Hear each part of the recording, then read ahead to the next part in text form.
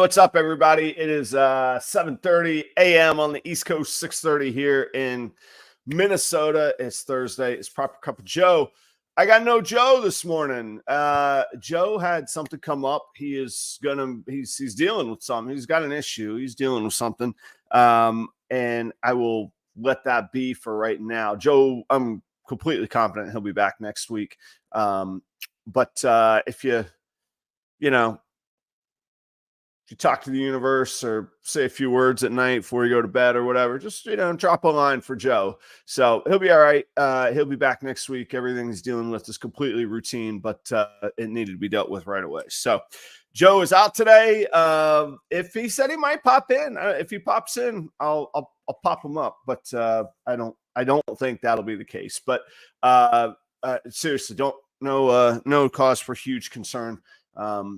Little unexpected challenge came up for Joe. So for the second time in 1 week, you get Adam solo. And I was like, I got to make sure I don't do the very same show twice. There's only so much, Adam solo yapping that we get into. So, the Tuesday night show is really kind of focused, outlined, bam, bam, bam. The show's purposefully designed not to be that way. So let's get a little, audio participation this morning. If you have stuff you guys want to talk about, I'm still going to keep up the topic. I'm going to do the show on the shows. Excuse me. I'm going to do the show on how the Reptile Expos have been going so far this year. I'll break them down. We'll talk about everybody's question, revenue. We'll talk about revenue. We'll talk about the overhead on these shows, a little bit of why I'm doing so many. If you've been watching the Tuesday shows, you kind of know I jumped into that quite a bit on Tuesday. And what it says about the market. I got some thoughts about that. So love to have you guys really involved because I'm flying solo today. And otherwise, we'll get to it. How about we do this before we get too far into it? A little bit of an announcement. It is a sponsorship announcement. Cold Blooded Cafe. You guys know I'm a big fan of them. Don't turn away because there's actually news here. I'm a big fan of them. These promo codes, like just to pull the curtain back on the promo codes, they're designed to bring people sort of in the house one time. Yeah, maybe you were going to try it before, maybe you weren't, but there's a promo code. We'll give it a shot, right? So they're designed to, they're usually either 1 or 2 use codes. You get in the door, you experience a great product, service, all of that. And then ideally you pay full price or you buy on their sales kind of deal versus using the promo code. Anyway, I don't think that's rocket science to anybody. I think everybody understands that. We might want to be able to use a promo code as often as we can, but I think we understand that. Anyhow, big update. All the promo codes have reset. If you've used it before, go back and use it again. I share too much sometimes. It's probably proprietary or private business if I explain anymore, but I got a memo from Cold Blooded Cafe. All the sponsors did, not me. The codes have been reset, and I'll leave it there. But if you've used your promo code Proper11 before, you can go do it again. And if you enjoyed it the first time, do it again. And look, if they've earned your business, give them your business at regular price too. So Cold Blooded Cafe, Proper11, promo code is up and going. Look, I love their product. I was a customer before we ever signed on to do business together, and their rats, I can only speak to their rats, are, and I think they're mice too, but for sure their rats are 100% produced in-house. They're not buying bulk lab rats. They're not buying from other distributors as far as the rats go. And why I hedge my bet is just, again, full transparency. Like some of their quail and some of their other feeders they do buy from specialty kind of breeders, but the rats are all in-house. They know where they come from. They know what they've been fed. It's there. So you know what you're getting. Cold Blooded Cafe, Proper11. Check it out. Also check out Keith at Creative Genetics. Keith, my apologies, man. This screen doesn't work well when there's only one of me. And I didn't realize, I didn't have time. I just grabbed, you could look on the Cold Blooded Cafe logo. You could actually see the outline of the window. Like I'm just screen sharing right now. I didn't have your logo handy on a screen share on this computer. You get an extra week. We'll catch up more. But Creative Genetics, check out Keith. He is working with the Stranger gene in a variety of recessive combos and in a variety of codominant combos as well. Clown, Axanthic, Piebald, all for sure. And it's funny how Thursday mornings coincide with my breeding program, because when I walk in, the smell just hit. I keep a clean facility, but when you're pairing 5, 6, 8 pairings, oh, the room is just, oh man.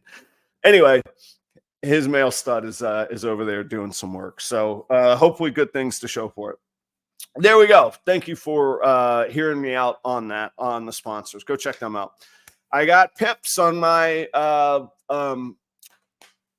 clutch this morning. So I think what I'm going to do is I'll do an Instagram live a little bit later this morning, and we'll see what we get. It was, sorry, I got interrupted. I'm looking at the comments. I don't think there's anything to do to help out Joe. He's gonna be just fine. He's got to get something done. So it's just me this morning, but he will be back. Those of y'all signing in, Joe will be back next week. Of course, assuming everything goes fine, but it will, I'm sure. So Pips gonna cut this clutch a little bit later today. It was a visual pastel pied to a het black pastel pied girl. And what I really love are the black pastel pieds with the all white head. And I hope I hit some. I saw 2 pips, 2 snakes sticking out this morning, and they both have color on their head. So I don't know if they're pied or if they're het pieds. Which would still be cool. I mean, pastel, black pastel. Well, that's a pewter, is it? Yeah. Black pewter, black pastel pewter. Het pied would be cool.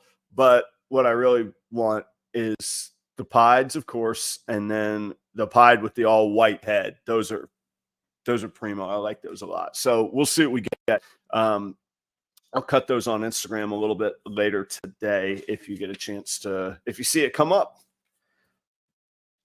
I haven't had a sip of coffee yet. Hang on here. It's dead air, I know, but I got to have a cup right here.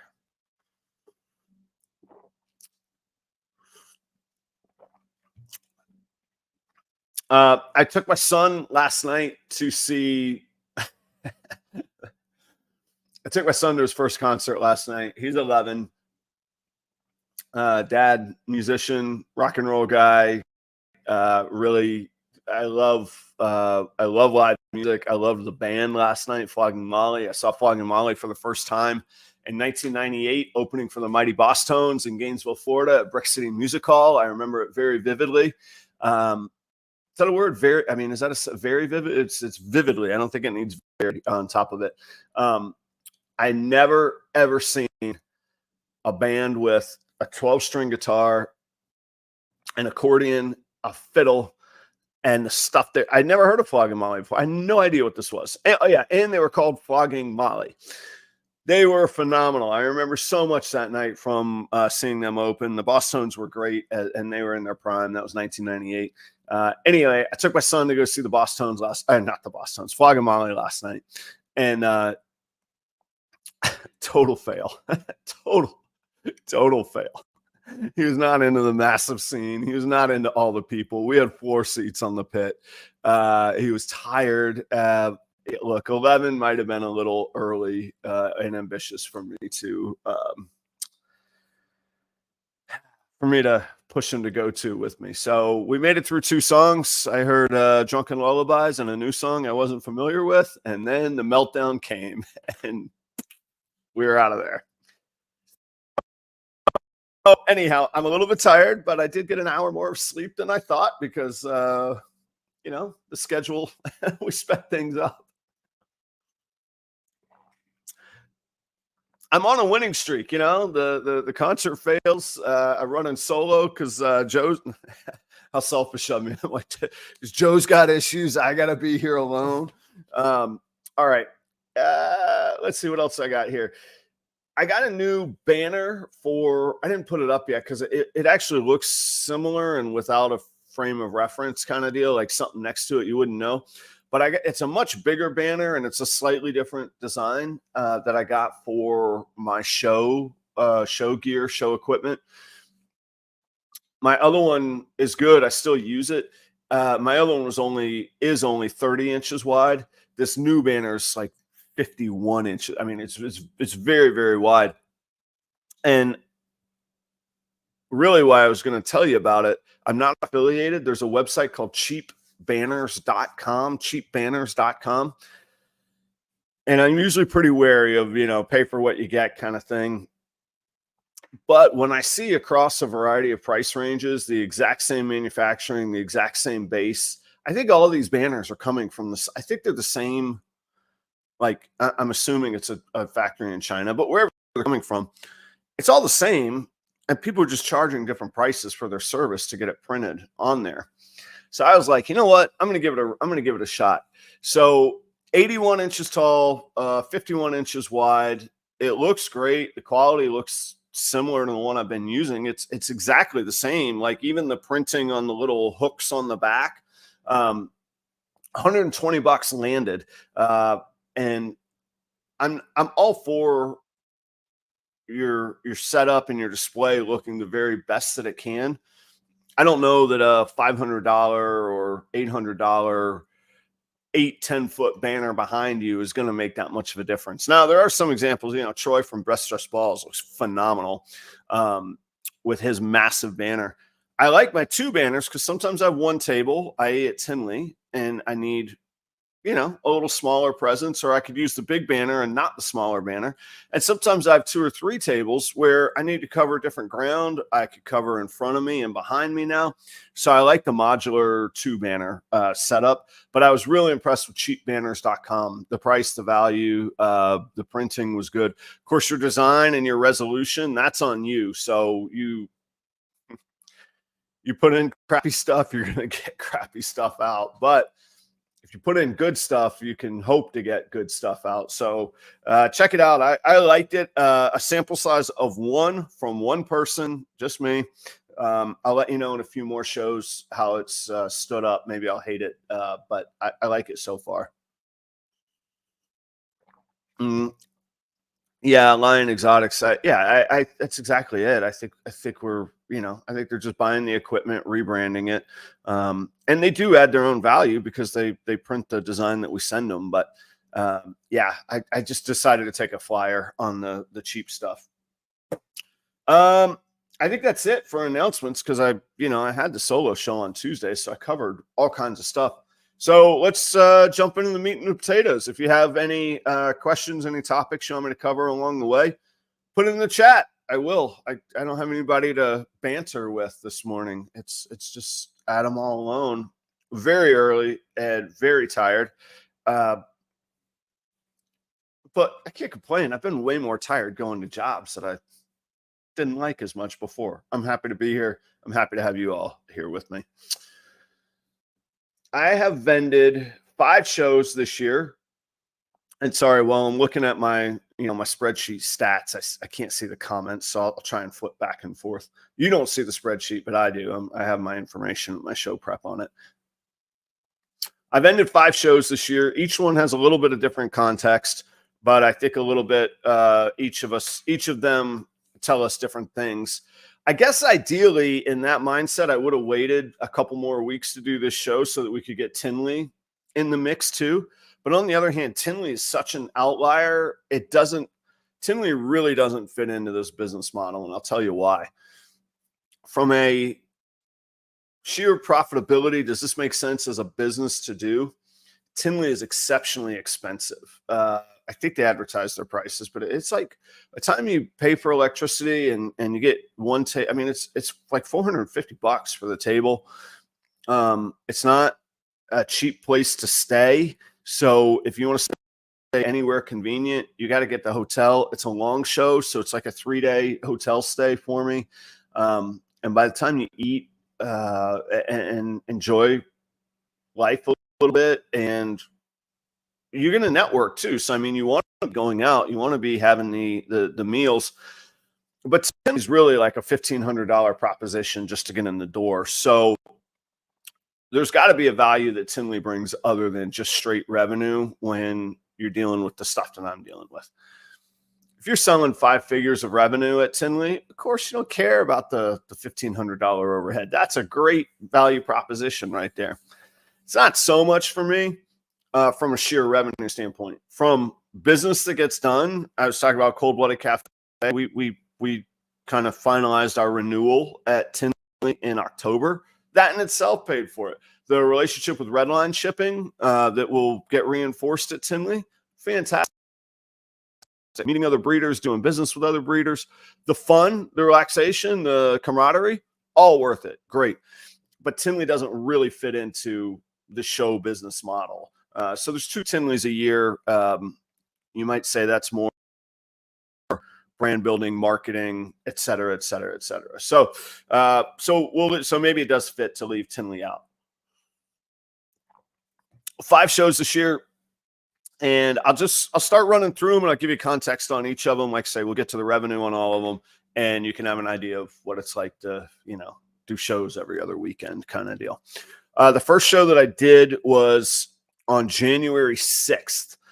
Interesting context there, just from the date of the event, of when it was. Right after the holidays, right after New Year's. In my mind, like, everybody's exhausted. They want to do nothing. Are they going to get out of the house on the very first? These are single day shows, and they're on Sundays here. I don't know. I don't know why it's on Sundays. The promoters know something I do.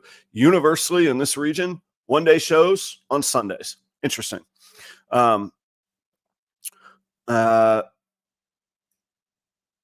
Yeah, Gina. First off, Gina, thanks for all the support. Gina always comments, positive feedback. Thanks so much. I hope we cross paths one day. It'd be nice to say hello in person.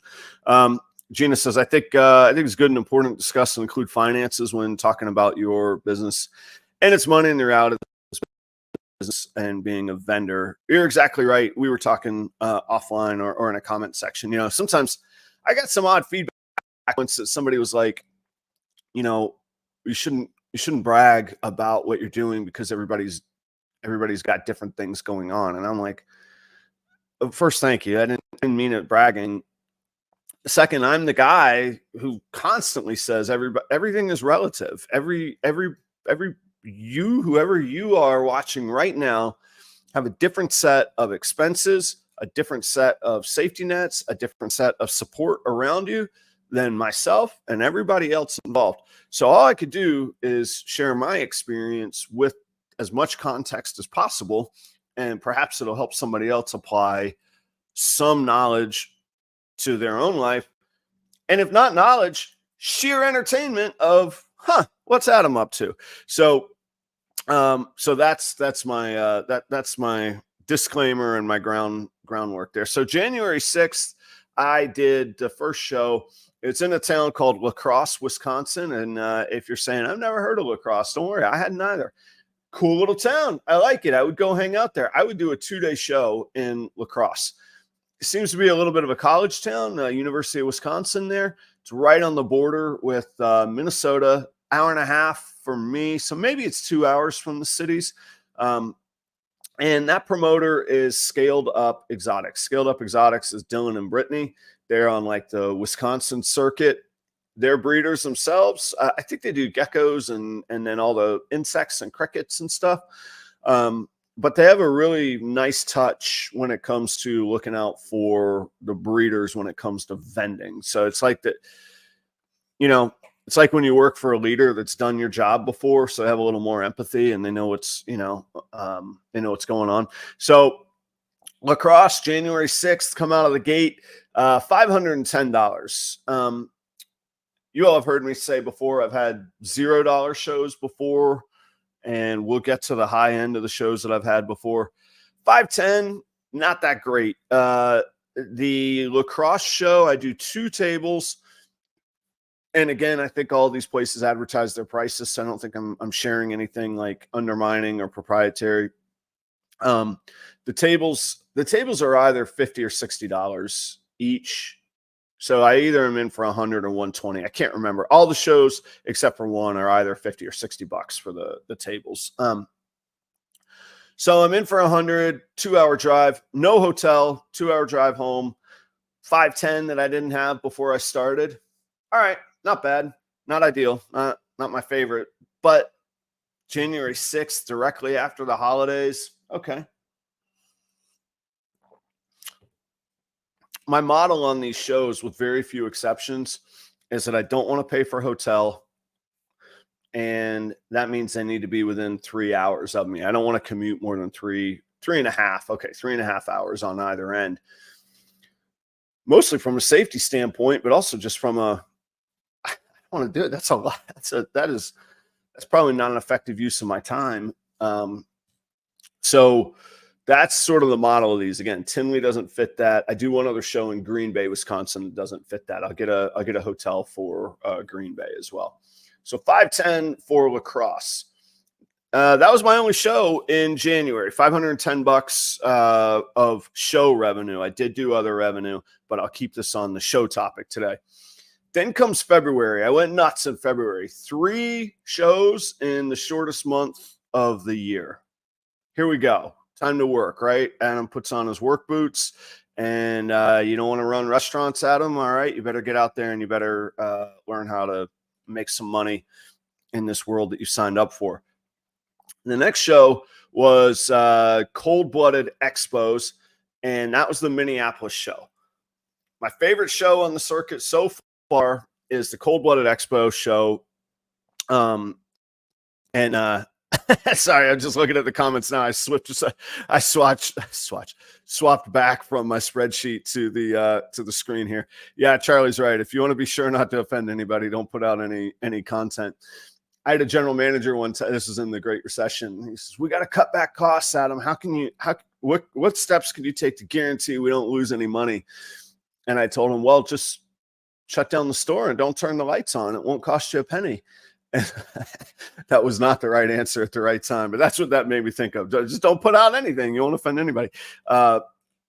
So the second show that I vended was the Minneapolis show from Cold-Blooded Expos. Cold-Blooded Expos is a Midwest regional circuit. It's run by Jason. I don't know his last name, and I regret that I don't. It's a great show. A couple things that Jason does very, very well. He picks a great location. I've noticed from the start, he puts a little bit more money into overhead, nicer facilities. So DoubleTree Hotel, Hilton Garden Inn in Des Moines. Something came up with the DoubleTree here in Minneapolis, so he had to move to the fairgrounds, but he got a nice building in the fairgrounds. This wasn't a horse barn. It wasn't the fairgrounds. Like, honestly, the Orlando Repticon in that fairground is like a pole barn that if it were in any other climate than Florida would really be probably unacceptable to do a show in. This was very, very nice, all temperature controlled. I mean, it looked like a hotel banquet hall. So Jason does a really good job on those settings, and I like that because I think it's important that our industry not be perceived as dirty animals in a dirty setting. And of course, they should not ever be that. But sometimes perception, the atmosphere is going to affect people's perception of it. It's not to say these other promoters are doing that. He just takes it to a higher level. And I think psychologically, it puts buyers in a different mindset. Ooh, this is the good show. This is what's that annoying word? Bougie. This is that bougie show. I don't know. But I think that they spend more, and he brings, and mentally it puts them in a different mindset. And, I don't know how far people are traveling and the convenience of it, but the demographics of the place that and I have to be careful here because I want everybody welcome, but also we all know that we want money in a room. We want business happening in the room that we're in. So anyhow, that's Cold Blooded Expos. He does a great job. That's Jason. Minneapolis show, home turf, my favorite show. Nice facility, lots of people through the door. Very, very big show, and the local big dogs come out for it too. Joe and Sheena vend that show at JSA. Excuse me, JSA. I always forget if it's exotics or reptiles. Joe and Sheena, JSA. I think it's exotics.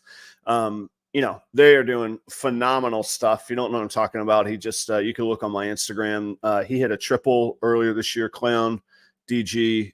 What was the other?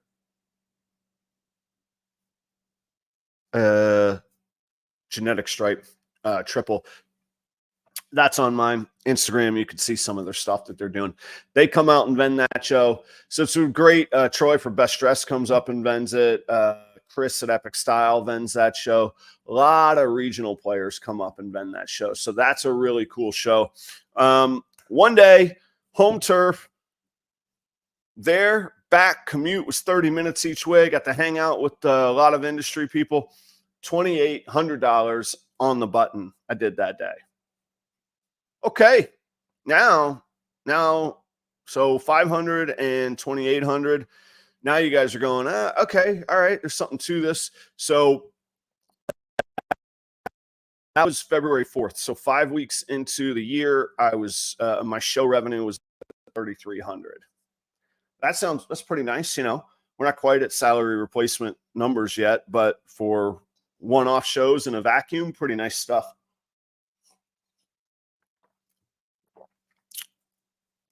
The next show that I did as well.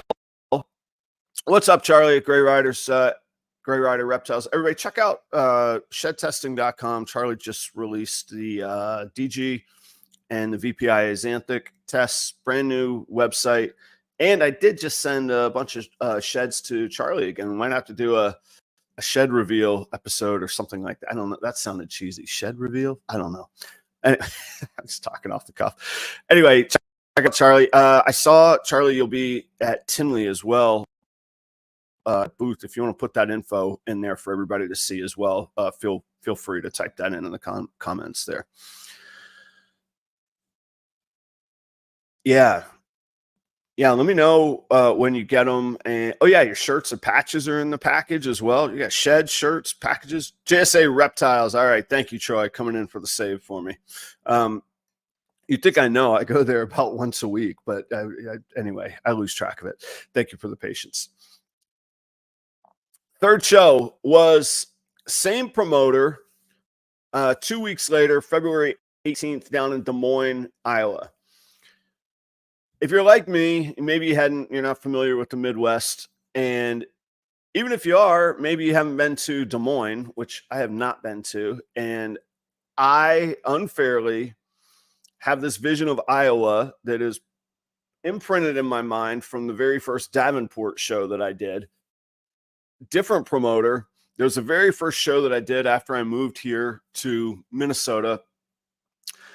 It was not good. It was not a good show. I don't want to tell people not to go to it. A lot of vendors in there swore that it was regularly a very good show.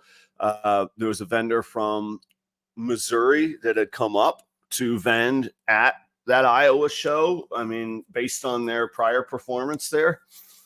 But Davenport was not good for me. That was 5 hours. That was an overnight hotel, $0 show. Very few people through the door. I didn't see any business happening in that room. That's a long 5 hours home after one of those shows. So in my mind, I'm like, you know what?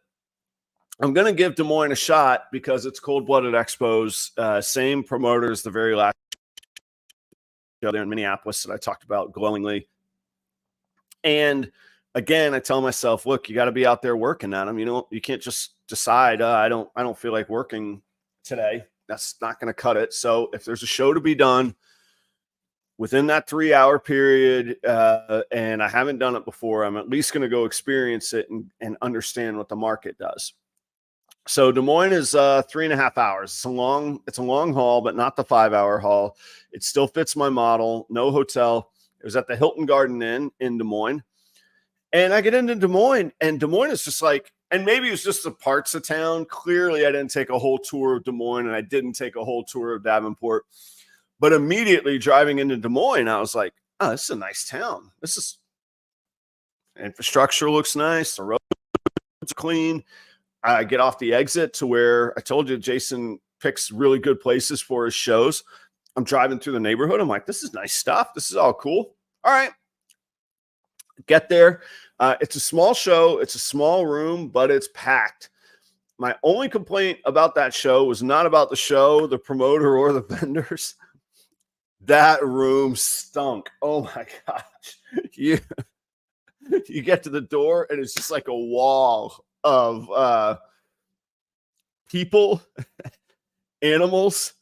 And then how do I put this as a friendly show with advertisers? I heard that the smell that you might smell at a concert described once as an earthy cologne. So let's just say there was some earthy cologne being worn that day in that room too. And it just hits you like a wall, man. Like we needed some doors open. We needed some ventilation in there, but it was busy. Like the room was packed. Again, it was a small room, but a small packed room is great. And the buyers were there. So February 18th, we're kind of starting to get into tax season, I think. So February 4th feels a little early for tax season. And oh, by the way, that $2,800, that was my very best single day show ever. If, you know, again, everything's relative. If you think, if in your mind, Adam was slinging $8,000-$10,000 shows, no, I'm not. I'm still grinding, but $2,800. I don't know about you. I have worked extremely hard in my life for a $2,800 payday before. That was a-okay with me. I wouldn't. If I could do $2,800 every weekend, you might not see me on these YouTube shows anymore. No, I would do them. I still enjoy the community, but you get my point. Des Moines show, February 18th, smaller show. First, also important context, very, very first time I'd ever vended in that market. I'm a big believer in establishing yourself in a market and repeatedly building that market. So it was my first time. I was coming off the heels of the $2,800 show, and it being my first show in Des Moines, I was okay if it was a little softer. It was great. $1,400, $14, $14. Again, I do that every Sunday, all year long, if that's what I could predictably do and had the inventory to do it. So, is my mic popping in and out? That's not good. Let me know what other people hear. I'm looking at the comments here. I noticed it too. You know what? Thank you for letting me know. We're going to switch it then.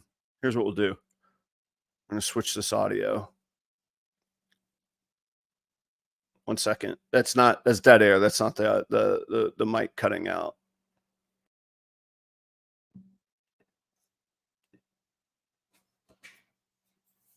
All right. Let me know now. We're going old school. I'm just yapping into a laptop. Try it out here. No, it could be my mic, could be my internet too. I noticed on the Tuesday night show, it was cutting in and out. Keep the feedback coming. Let me know how it goes. I feel like I'm yelling now, but we'll see. Hey, there's 30 of y'all. If you're just tuning in, I'm recapping shows and ironing out some audio. Yeah, I hear you clearly now. Perfect. Well, let's roll it this way then. Joe has the morning off. Joe's got some stuff he's dealing with, and he will be back next week. So we've got a little impromptu solo show this morning, recapping the first 5 expo shows of Reptile Expos that I've done in 2024. Yeah, I think I might need a reset. Blue Ridge Python says, I noticed when I rewatched Tuesday, it was doing it too. I think that Tuesday show was an internet thing when I was watching it, but it might have been a combo. I'll reconnect all the things and reset everything. So thank you all for letting me know. I will tackle that. I need to get me a producer to handle this stuff. You know, I just want to come in. I just want to talk and get out. I'm joking. All right. So we've done 3 shows now. And to recap, January 6th, $510. February 4th, $2,800. February 18th, $1,400. So I'm on a three shows in through the 18th of February, 3 shows in, 6 weeks into the year. On a little bit of a heater there. I'm doing all right.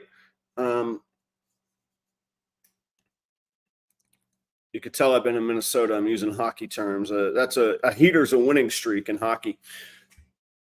So total of $4,700, $4,724. Average per show $1,574. The overhead on the cold-blooded expos is $100 a table. So those were $200 overhead shows. One at home, very little commute. One 3.5-hour commute. So average those 2 out, kind of a totally average wash. You know, if you ask me what my typical show day was, commute an hour and a half and I'm home. But those were on the 2 extremes of it. The tables are at the high end, but hey, the revenue's at the high end. And again, as I always talk about, if I'm cultivating business, if I'm following up with customers, I know who's bought from me. I keep up conversations. There'll be repeat sales. There'll be sales in between shows from that revenue as well. So good start. The following week, show number 4, February 24th. That would be the 4th show of the year and 7 weeks into the year. And my 3rd show in 4 weeks. So I'm getting a little tired at that point. The commute was to Rothschild, Wisconsin. Rothschild is, I guess it's a suburb or a part of, maybe not, maybe it's just a adjoining town. I don't know, of Wausau. Wausau, Wisconsin. Sizable town, also a nice town. I hung out in their downtown one night. I had to get a hotel there one night. Great little food, music, and alcohol, as far as like, you know, wine and good. This is good stuff. I enjoyed that evening in Wausau. Nice town. That's the home of Garrick DeMeyer, the home of Hissy Fit Reptiles, Doug Knacker. There's good stuff going on in this little borough of Rothschild. So Rothschild is another scaled up exotics show. And the last time I was at Rothschild was a $0 show. And I just want to be, again, try and be transparent on things. The little island I was on had, all the breeders had like little kids with them. And I'm a parent. My son Ben shows with me. I don't mind people bringing their kids. I realize that other people are out there trying to make a living too, and it's their day off from work, and hiring a sitter to go vend and hope to make the money to do that makes no sense. Bring your kids. There were like 6 or 8 of them on this island I was vending in.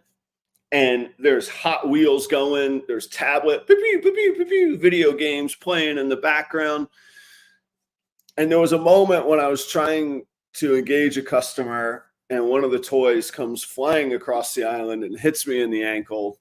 And I just had to stop and have one of those moments of like, keep it together, Adam. I was already doing $0. I had already done, it was a $0 show.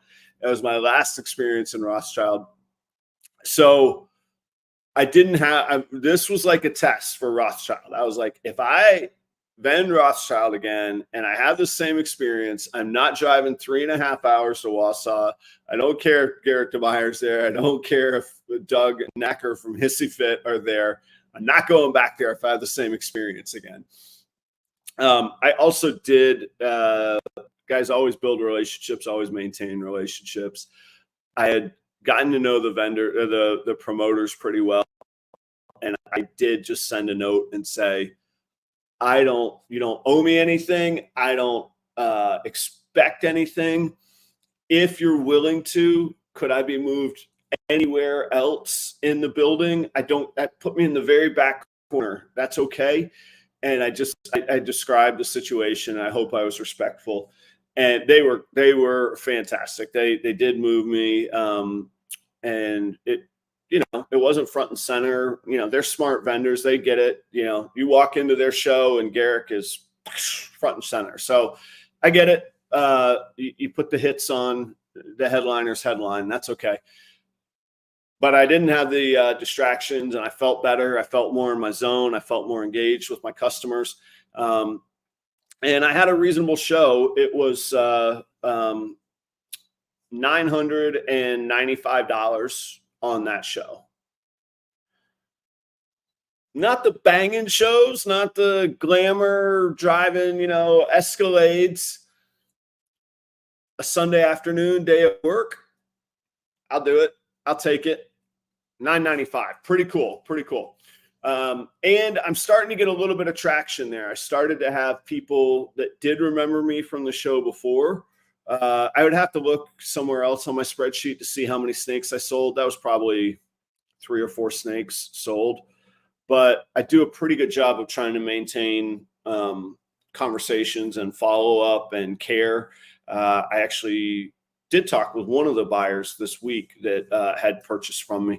So you start to build those relationships. So I don't know if it's totally table placement and the kids weren't firing Hot Wheels at my ankles that made it better. I don't know if it's because I came back and I started to get established in myself. But do the work, stay determined, stay stubbornly determined. Again, it's work. And again, $995 to show for it. Overhead on that table, on that show, was about $100 plus gas and commute. So made a profit that day. And again, 1-day show, didn't have to take off work from other stuff I'd be doing. And I'm back home at night, no hotel. I'll do it. That's cool. How's the? I don't hear any more. I don't hear any more issues. So sounds like everything is audio wise working well. Thanks for keeping me in the loop on that, guys. All right, last show, the 5th show. Another promoter, and this is kind of neat. This is how oblivious I am. I had no idea when I moved to Minneapolis that Ed and Emily from Snake Discovery are based here, and that the Snake Discovery facility is here in Minneapolis. I also had no idea that they promote shows and that you can vend with them, and they do. So their model, as you might expect, is largely a pet show. I say that, but there's good buyers there, and I will say I've never had a $0 show with Ed and Emily, that's thank you very much. I will take that as a great metric. Their facilities that they do the shows at, I've only ever vended with them at the National Guard Armory. So it's a little bit of a high school gymnasium feel, not quite the glitz of like a DoubleTree or like a cold-blooded expo. The scaled up expos in Wisconsin, they're all done very nice. They're all in like expo halls. So it's sort of the middle ground. I would say from a straight facility, Ed and Emily's are probably the most sort of average and mundane, but they're not below average. They're totally acceptable. They're fine. And as you can imagine, they bring people through the door. Holy cow. Now, it's a lot of kids. It's a lot of parents. It's a lot of people checking things out. If that's not your scene, well, at least of all people, of all promoters, what you're getting into with the Snake Discovery show. With that being said, it's another hometown show. It's a hometown market that I better be aiming to be a very big player in, and I better be throwing all that I've got at my local market. That's where it's going to be most efficient to sell to people, is right in my backyard. I mean, I don't think we need to do a whole episode on that. So I go to it. They do well. Again, one-day shows, 30-minute commute, boom, boom, I'm in and out. There we go. And again, it's busy. It's a lot of kids. It's a lot of pets, but there are breeders and buyers there. And there's good breeders there. Mark and Krista from MBK Ball Pythons, they always vend there. And Kyle from Kyle's Reptiles, he's always at the Ed and Emily shows. So like, there's some heavy hitters that I'm going up against in those shows as well. So it's pretty fun. I enjoy those shows. Again, I enjoy the local market. We talk about cultivating customers and keeping up relationships. It's going to be a little tougher to keep up with a customer in Des Moines. Right here, Minnesota, I keep up with the customers. So one-day show last Sunday. Yeah, it was last Sunday, 4 days ago. It was the March 3rd. $1,210 on that show.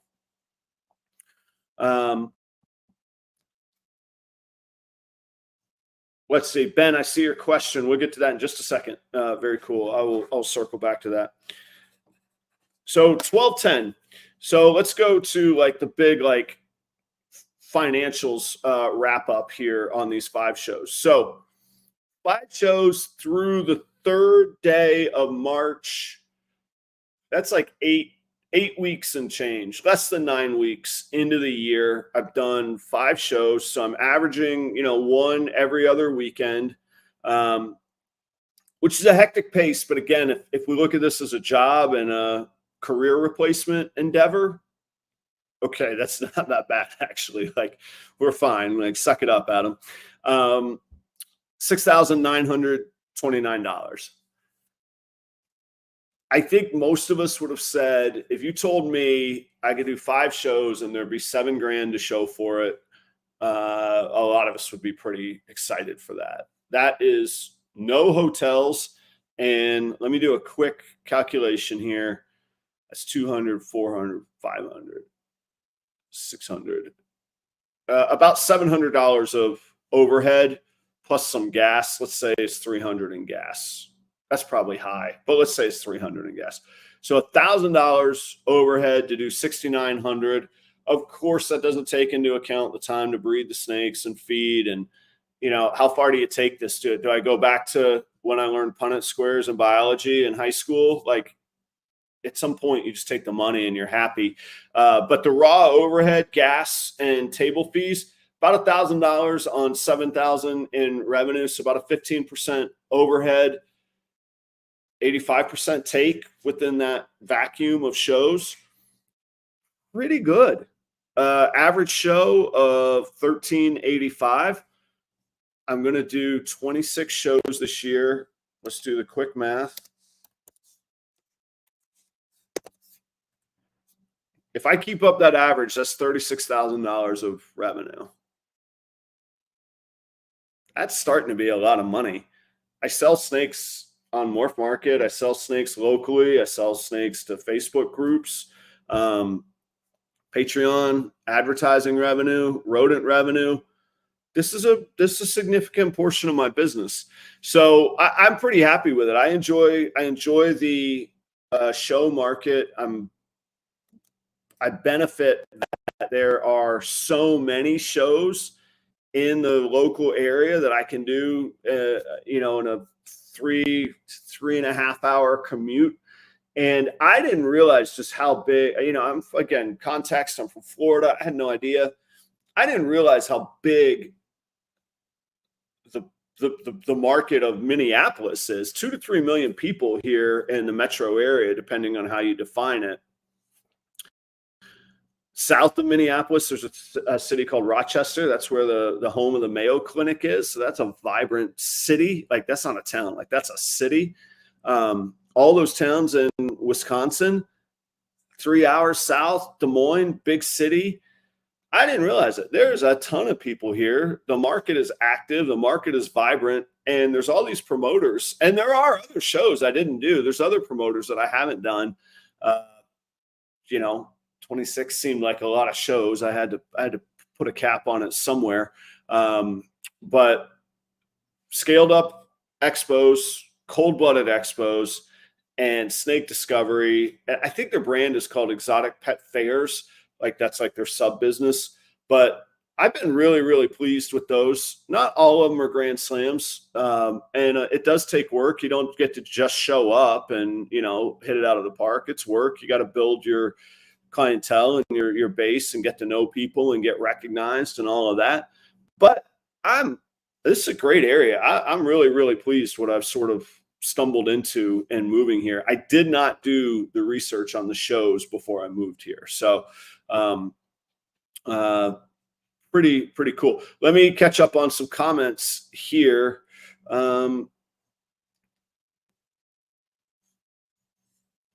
Yeah, so Blue Ridge Pythons, you know, you're right about the context of what are you moving, price range you find you're selling more of at shows. Context is everything, right? I did 7,000 in 5 shows. There's people that do 7,000 and one snake on Morph Market on a Wednesday morning. Yeah. So context is everything. I did not pull together all the number of snakes, but we can extrapolate. We can work backwards on that. I do have the average sale price, and I'm going to tell you that in just a second. But one bit of context.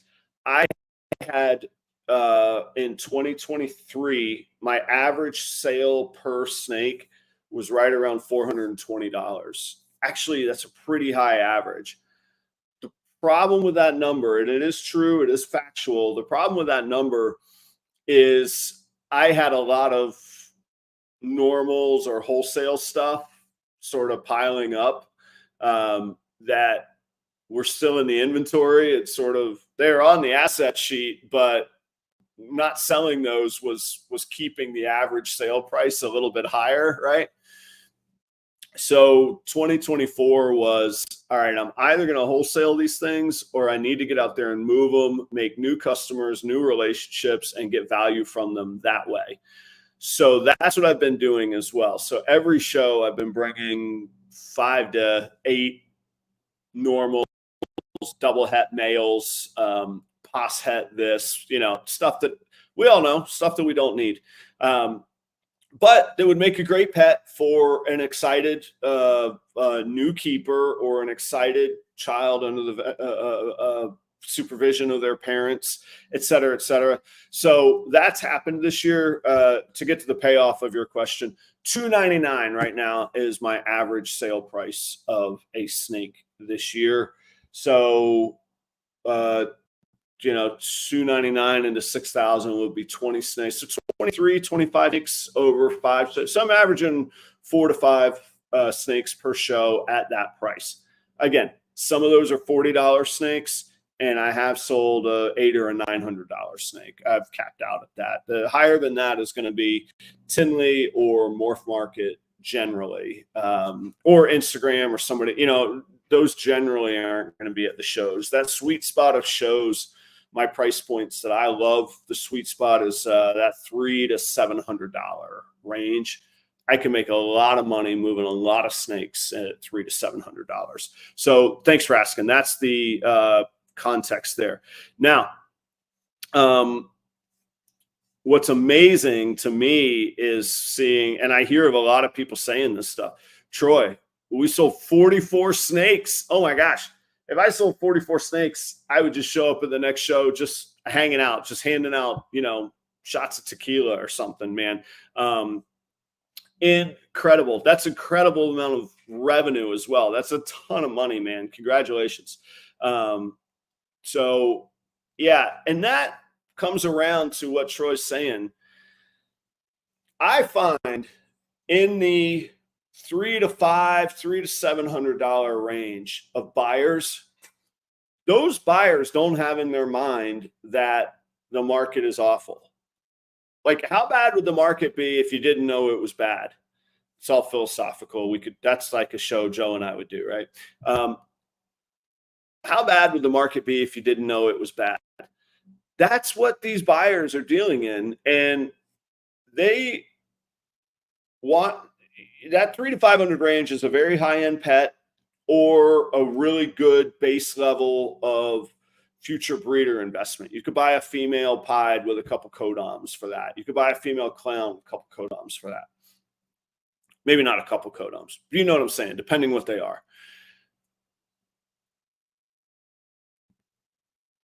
That market segment, that fulfillment for those people really, really fits a nice niche, and you can make a lot of money. We do the math. I didn't say this. Troy said this. Look at the math here. $300 average, and he sold 44 snakes. That's 12 grand. That's fantastic, man. So it's out there. You got to do the work. You got to have volume. If it sounds overwhelming to go, wait a minute, I don't have 44 snakes to sell at a show. Yeah, it takes time. Ask Troy how long he's been at it. It takes time to build to that. It takes a commitment. Troy works butt off. I think he works at a career and this. I don't know how you do both. Fantastic. But my pitch is,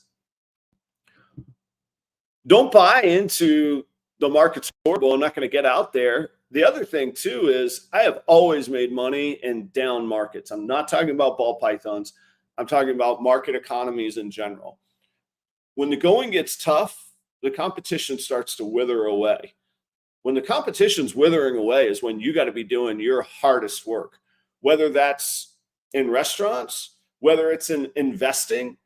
When all Chicken Little, the economy, recession's falling, that's when you take your cash on hand and you buy index funds, because we know it's going to come back. I'm not a hot stock kind of guy. I don't know what's a hot stock and what's not, but I know the market as a whole will eventually, so I may as well buy it when it's down. So same with real estate.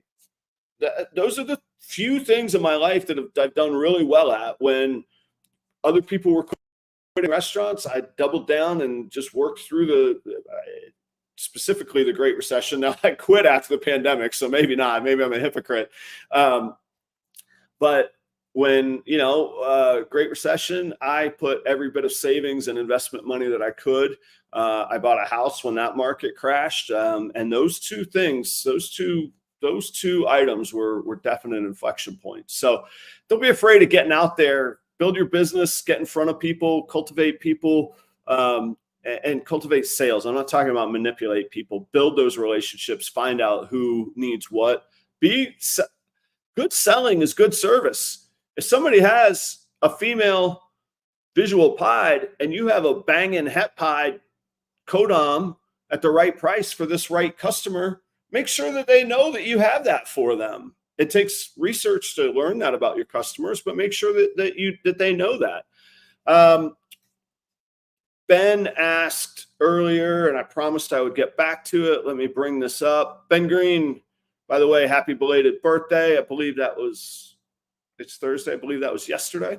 How often do you run into people that don't know how to use a thermostat? I have struggled with questioning the care the animals I create are going to get.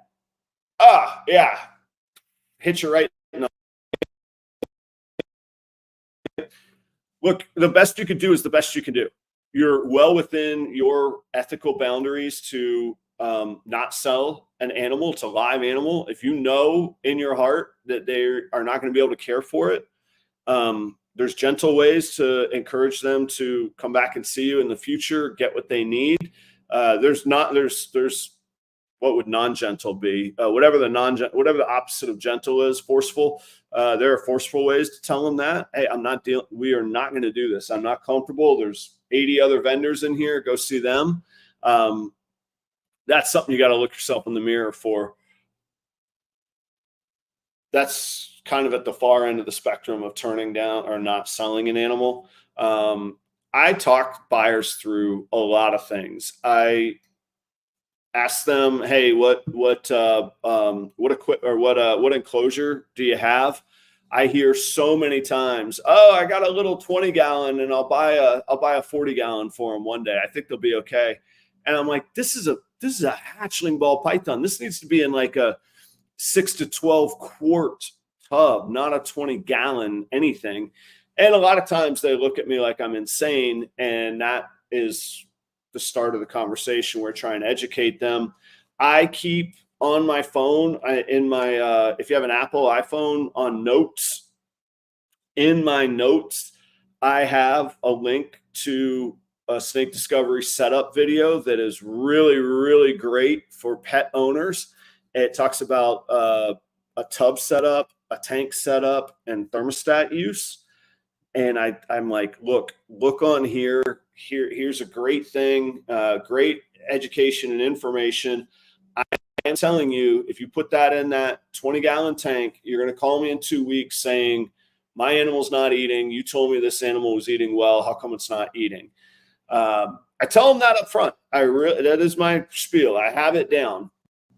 And if we go through that and there seems to be an engagement and a buy-in, then it goes well. The buyers that don't want to hear that, honestly, they generally usually remove themselves from the conversation. Things get awkward. They don't want to deal with me anymore. They feel like they're being, I hope not criticized, but they disagree with my input and they're not happy with it.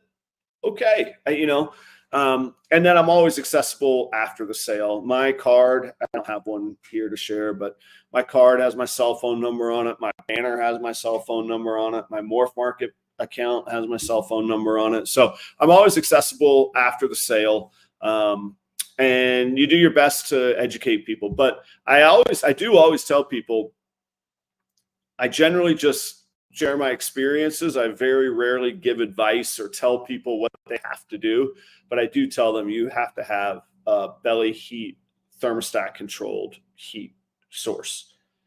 If you don't have that, you should not have a ball python. Otherwise, hey, you want to figure out how to make your whatever enclosure work. Here's what I predict will happen. Here's what I think will happen, but you have to have that underbelly thermostat controlled heat is the rule on that.